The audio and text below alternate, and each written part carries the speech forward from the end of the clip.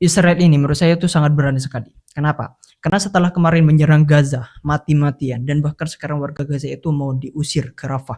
Di waktu bersamaan, Israel ini menyerang suatu negara yang besar yang merupakan negara yang eksis mendukung Palestina pada kemarin. Negara yang saya maksud yaitu adalah negara Yaman.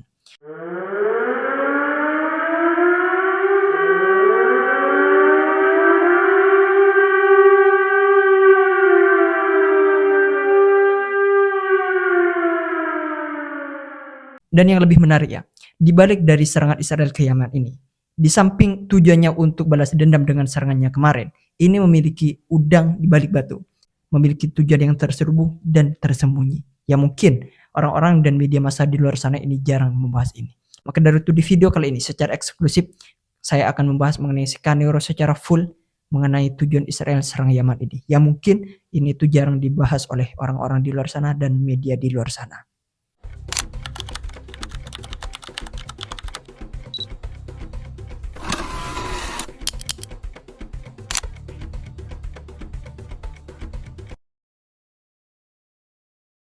Agar ini terstruktur, mari kita mulai dari awal dulu. Ketika dunia itu masih berfokus pada penderitaan rakyat Gaza ya kemarin, sebuah babak baru yang mengejutkan muncul sekarang, yaitu Israel meluncurkan serangan udara besar-besaran ke Yaman. Dan salah satu target utamanya yaitu adalah Bandara Internasional Sanaa.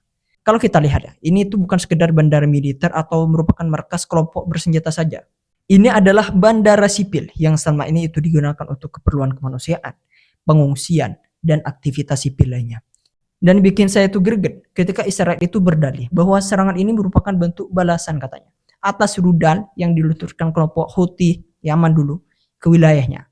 Maka dari itu saya tuh greget dan timbul pertanyaan, apakah dengan menyerang infrastruktur sipil merupakan bentuk balasan yang sah dalam hukum internasional ya? Dalam konteks hukum humanitarian, serangan terhadap objek sipil, apalagi yang tidak memiliki nilai militer langsung, ini bisa dikategorikan sebagai kejahatan perang. Nah, disinilah letak kontroversinya. Jika negara lain itu melakukan hal yang sama nantinya, dunia internasional itu mungkin sudah beraksi keras, mungkin memberikan sanksi seberat-beratnya bagi negara itu. Tapi ketika Israel melakukannya sekarang, kecaman justru terdengar lirih, bahkan nyaris tidak ada. Amerika Serikat tetap memberikan peringatan, tapi tetap mengirim senjata, dan Eropa tetap memberikan kecaman, tapi mereka tidak bisa memberikan sanksi kepada Israel ini.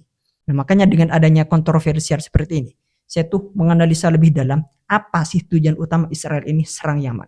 Bahkan yang diserang itu bukan militer, tapi yang diserang itu merupakan infrastruktur sipil yang secara logika itu tidak ada kontribusinya dan kaitannya dengan militer.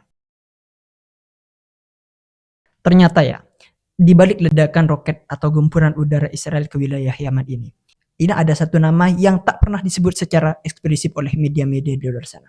Tetapi bayangnya itu terasa sangat kuat, yaitu serangan ini ada kaitannya dengan Iran. Coba kalau kita flashback ke belakangnya, yang menyerang Israel kemarin itu kan merupakan Houthi, merupakan kelompok bersenjata Yaman yang bukan sekedar pemberontakan lokal, mereka adalah salah satu proksi utama Iran di kawasan selatan Timur Tengah. أنها ستعمل على فرض حصار جوي شامل على العدو الإسرائيلي من خلال تكرار استهداف المطارات وعلى رأسها مطار اللد المسمى إسرائيليا مطار بن غوريون وتهيب بكافة شركات الطيران العالمية أخذ ما ورد في هذا البيان بعين الاعتبار منذ ساعة إعلانه ونشره وإلغاء كافة رحلاتها إلى مطارات العدو المجرم. Bagi yang masih gak tahu ya, proksi itu merupakan tanda kutip tangan panjang, merupakan tangan panjang dari suatu negara yang kuat. Tujuannya untuk perang dan menyampaikan pesan tanpa harus turun langsung dari negara kuat itu. Nah, Houthi itu merupakan proksinya Iran. Jadi selama bertahun-tahun Iran itu membekali Houthi dengan pelatihan, teknologi rudal, drone, dan bantuan intelijen sebagai bagian dari strategis perang tak langsung itu yang melawan dominasi Saudi dan sekutu barat di kawasan. Nah, kemarin pada saat ketika Houthi itu meluncurkan rudal ke wilayah Israel, ini sebagai bentuk dukungan terhadap Palestina sebenarnya.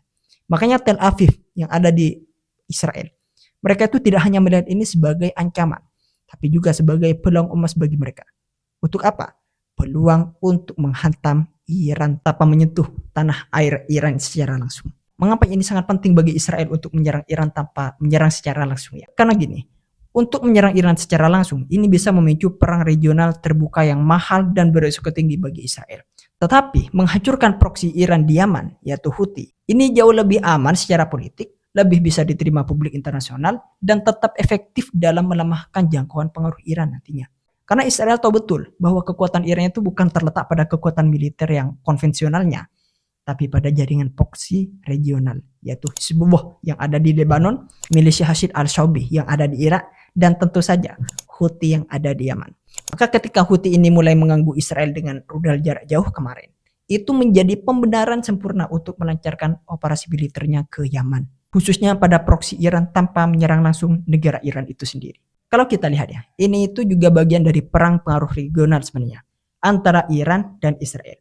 Keduanya ini tahu bahwa kemenangan di Timur Tengah saat ini itu tidak hanya ditentukan oleh pasukan darat atau jet tempur saja, tapi oleh siapa yang paling efektif mengendalikan milisi dan kelompok bersenjata lokal. Dan bagi Israel sekarang, menghantam Houthi itu adalah langkah strategis. Pertama, untuk mengganggu logistik dan komunikasi Iran dengan proksinya, kemudian untuk mengirim sinyal ke Hizbullah di Lebanon, seakan-akan bilang, lihat kami siap bertindak nih, kami siap melawan kalian semuanya. Kemudian mereka mau menguji sejauh mana Iran itu akan merespon jika proksinya itu dilumpuhkan satu persatu. Itu merupakan tujuan Israel. Tapi ada ironi besar di sini. Dalam narasi barat ya, Houthi itu sering dilabeli sebagai teroris kan, atau kelompok radikal pro Iran. Tapi dalam konflik ini ya, gak tahu kenapa Houthi itu justru mendapat dukungan moral dari banyak kalangan muslim. Karena mungkin membela Palestina mereka. Jadi ketika Israel itu menyerang mereka, itu tak lagi dilihat sebagai perang melawan teror lagi, tapi mereka perang untuk mempertahankan dominasi atas perlawanan Palestina dan jejaring solidaritas Islam. Setelah saya menganalisa ini, saya itu timbul pertanyaan besar. Negara proksi mana yang akan jadi target selanjutnya? Apakah Hizbullah, Irak, atau Suriah nantinya? Maka dari itu kita tunggu aja nantinya. Perangnya ini gak hanya berhenti di Yaman nantinya. Israel itu mungkin, menurut saya, ini mungkin beralih ke Hizbullah, Irak, dan Suriah nantinya. Jadi kita tinggal nunggu waktu saja. Kemudian gini lagi, di balik asap ledakan dan reruntuhan bangunan yang ada di Yaman ini ada satu hal yang tidak boleh diabaikan oleh kita, itu mengenai lokasi geografis negara itu. Yaman, kalau kita lihat, Yaman itu kan terletak tepat di gerbang Laut Merah dan Selat Bab al-Mandeb, salah satu jalur pelayaran tersibuk dan paling strategis di dunia ini sekarang. Jadi setiap hari, ribuan kapal, baik kapal dagang dari Asia, ini menuju Eropa, termasuk kapal-kapal Israel, ini harus lewat di selat ini. Jadi misalkan selat ini itu diganggu atau ditutup, tampaknya ini langsung terasa ekonomi Israel. Impor terganggu, ekspor bisa mandek, dan biaya logistik langsung naik tajam. Karena mereka itu harus memutar jauh lewat Tanjung Harapan di Afrika Selatan nantinya. Jadi masih mutar balik mereka. Yang mana kalau kita lihat, yang memiliki kuasa penuh untuk memblokade selat ini, ya Houthi yang ada di Yaman ini. Mereka tuh bisa memblokade. Jadi mereka itu kan mendapatkan bantuan dari Iran, rudal, yang bisa mengancam kepada kapal yang berani lewat di sana nantinya. Nah makanya ini menjadi masalah bagi Israel. Karena kelompok Houthi itu bukan cuma eksisi di darat. Mereka tuh punya rudal, drone, dan kemampuan tempur laut yang bikin kapal-kapal komersial itu ketar-ketir lewat sana. Jadi beberapa pelayaran internasional bahkan udah mutusin buat gak lewat sana karena terlalu berisiko bagi mereka. Nah ini jelas membuat Israel itu gerah. Mereka gak mau uratnya di ekonominya, alias Laut Merah dan Bab al-Mandeb ini itu dikuasai oleh kelompok pro Iran seperti Houthi ini. Makanya dengan adanya serangan Israel ke Yaman ini jadi semacam sinyal keras bagi mereka. Kami itu gak cuman berperang di Gaza, seakan-akan bilang gitu. Kami itu gak cuman berperang di Gaza atau Lebanon, tapi juga siap gebuk proksi Iran dimanapun berada, termasuk yang ada di Yaman ini. Makanya kalau kita pikir-pikir, ini tuh bukan soal konflik lokal lagi ya. Ini soal siapa yang menguasai jalur dagang dunia.